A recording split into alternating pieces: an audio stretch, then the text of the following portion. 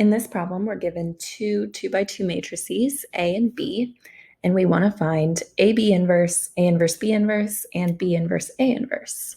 So to do that, it's since we have all 2x2 matrices, we are going to want to remember our formula for finding the inverse of a 2x2 matrix. So that is, if we have some matrix M that is A, B, C, D, then we get that M inverse is equal to 1 over AD minus BC times the matrix D, negative B, negative C, A. So now we can start by doing, let's just do the first one. We'll do AB inverse.